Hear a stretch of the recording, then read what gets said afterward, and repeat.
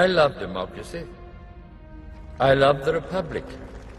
The main thing is to protect these characters, make sure that they still continue to live in the way that you created them, and that the universe of Star Wars continues to grow.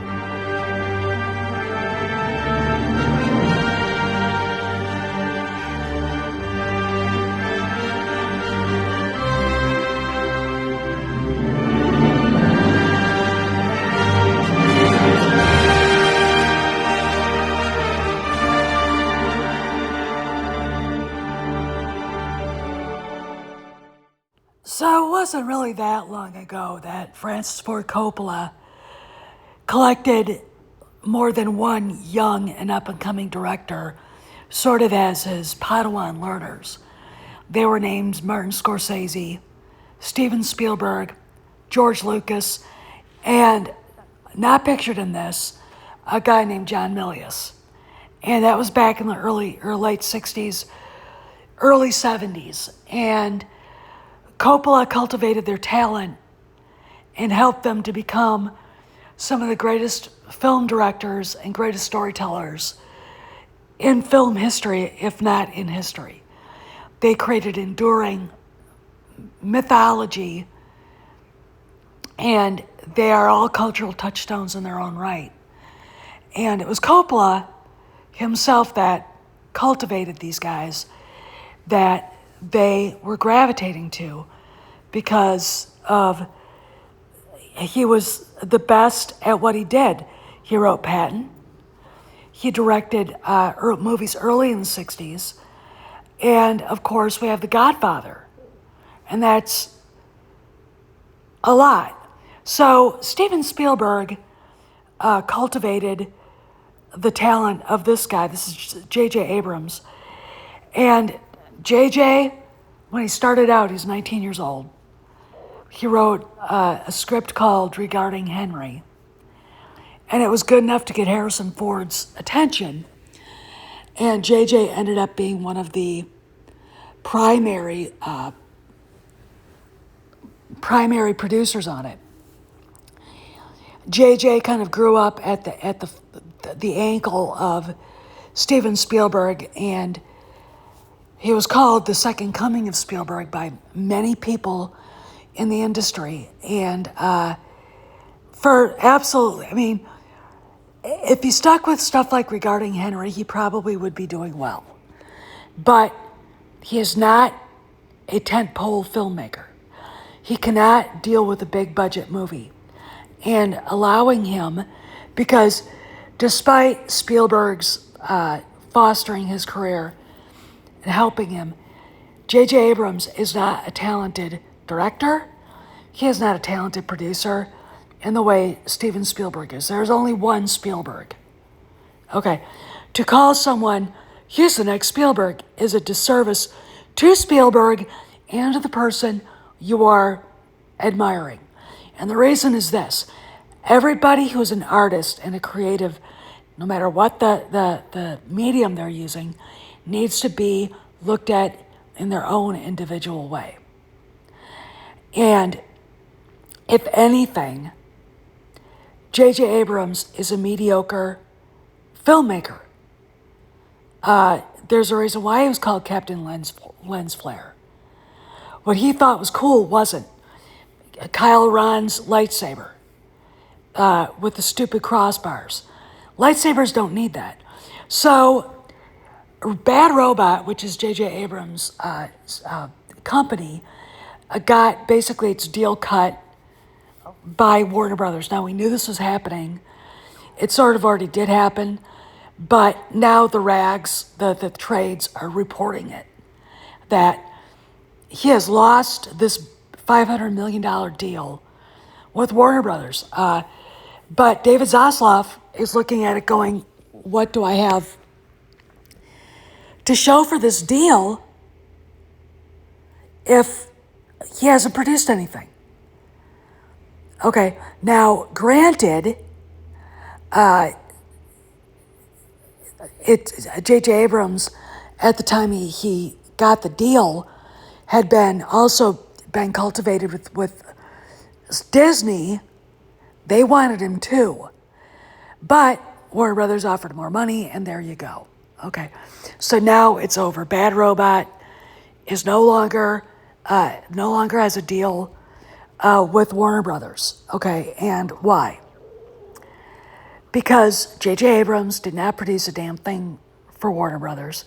Everything he wanted to do was shot down by even the previous administration at Warner Brothers. And Zaslav took over and said no to all of it. Because JJ can't help it. He's a mediocre storyteller who will not stand up for himself. To be a film director in Hollywood, as a man, you have got to be an alpha male. Steven Spielberg, George Lucas, Francis Ford Coppola, Scorsese, De Palma, Zemeckis, all these guys, definitely Ridley Scott, all stand up for what they want, and they are creative.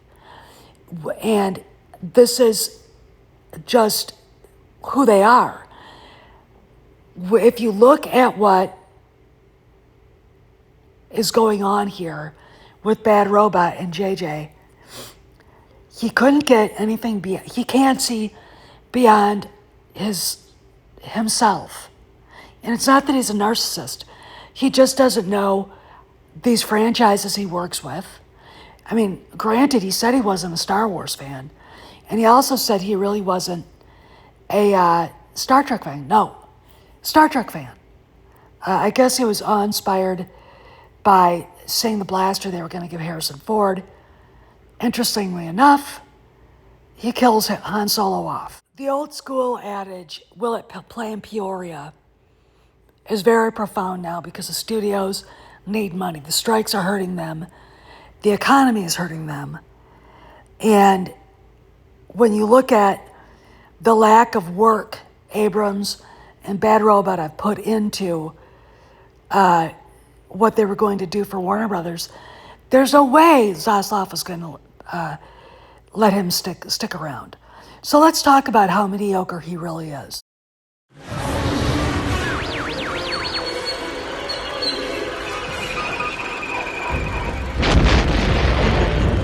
We got him, R2.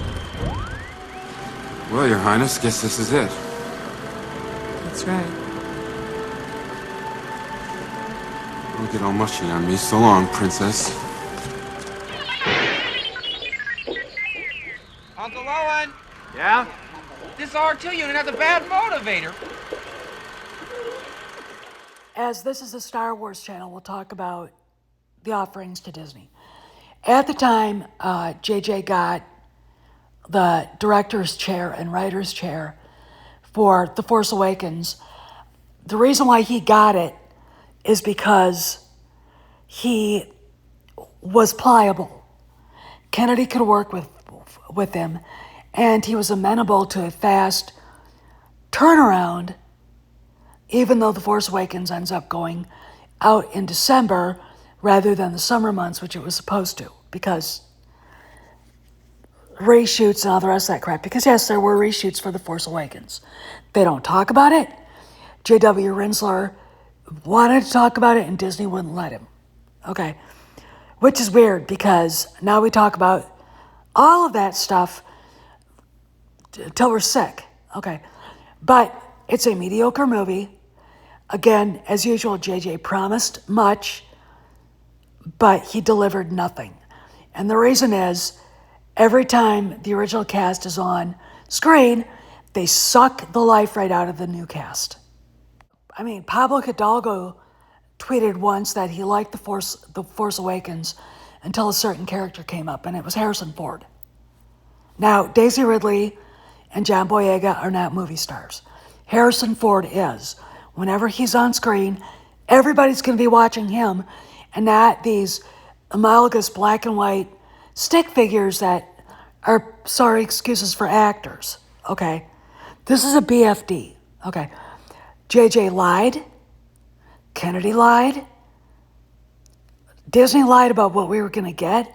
All three main characters were supposed to be on the screen together, and they weren't. The story was tragic, and the first installment of a Star Wars trilogy always has to be hopeful. and there was no fucking hope in it at all.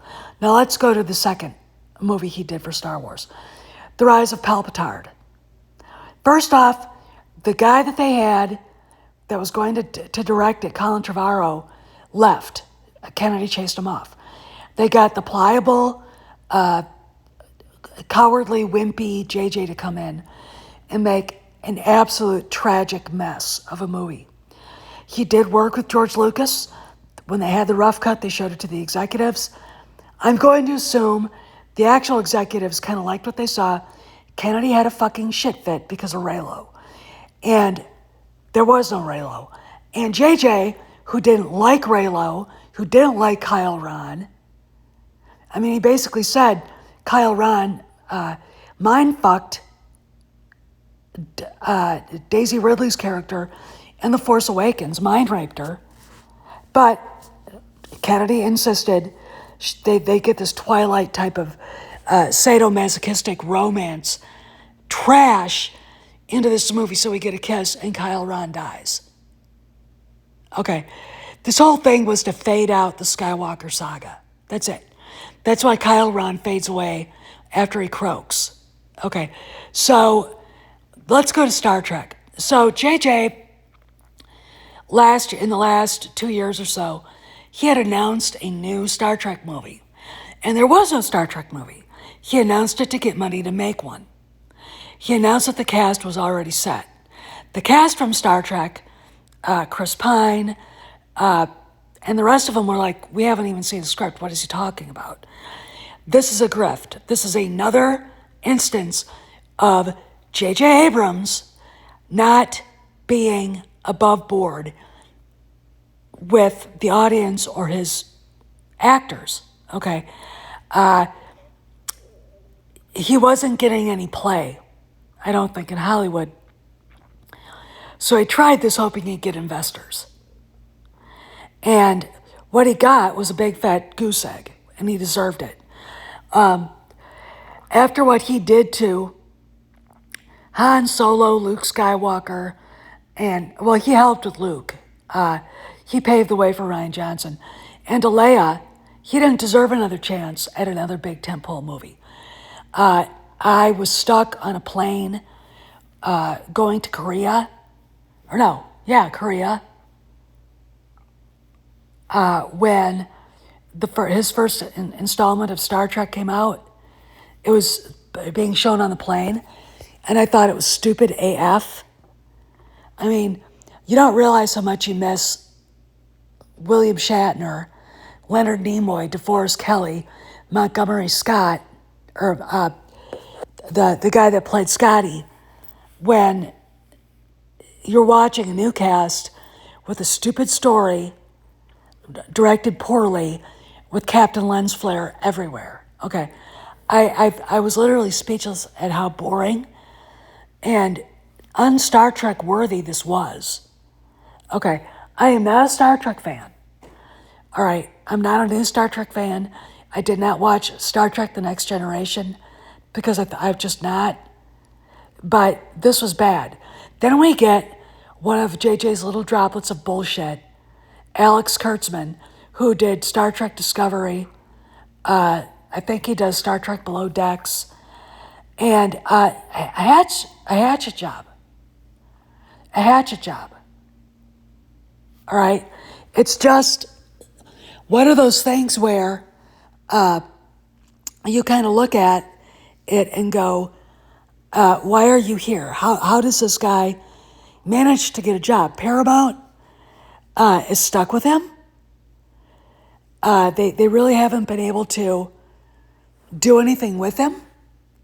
He's still there, even though it seems like Strange New Worlds is getting better reviews than woke Star Trek Discovery. This guy is a J.J. Abrams Discovery and acolyte himself, and he has a little gift, J.J. left, for Star Trek fans that won't go away. He's like a wood tick who spreads his Lyme disease everywhere, okay? So, Bad Robot, I think, is on its way out the door. You're not going to completely get rid of J.J. Abrams. He'll probably, have production his name on things, but it won't be where he was because of his poor performance in directing The Force Awakens and made $2.03 billion, but big deal. No one remembers it. Okay, no one liked it. And The Rise of Palpatine is just atrocious. It's a Frankensteinian mess. And it's his fault because, again, the big weakness with J.J. Abrams is not that he's a liar. It's not that he tries to manipulate people, which is what he tried to do with this mythological Star Trek movie. It's because he is a fucking coward who won't stand up and say, I want to make it this way. This is what George wanted. We're going to do what George wanted. We're going to save the sequel trilogy. Okay. Instead, he bent over for KK.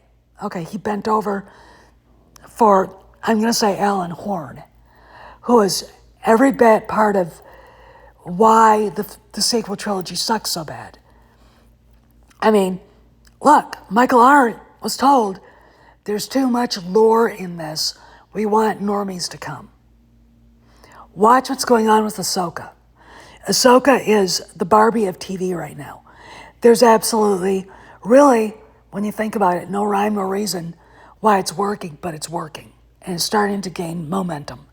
People are talking about it. Okay. J.J. Abrams has never in his entire life, except for Lost, and then he let other people take it, and they were the ones that fucked up Lost. Okay. He has never been able to cultivate a decent talent, and he has never been able to take it to the next level. Okay. This is a guy who actually believed he was the second coming of Steven Spielberg, and he's not. Okay. And now he's lost his big contract with Warner Brothers. We knew it was going to happen. Now it's official. And this is what happens when you do not keep your promises to the audience, when you don't put a good enough effort to stand up for your work or to stand up for your vision. Yes men in Hollywood tend to get trampled, and JJ is not only a lying grifter, he is too much of a yes man. And there's disrespect, all right? Just like alpha dogs, they can smell the fear, they can smell the cowardice, and they won't respect you. Neither will top Hollywood executives. Okay? This is Steph, standing out. I'll see you around the galaxy.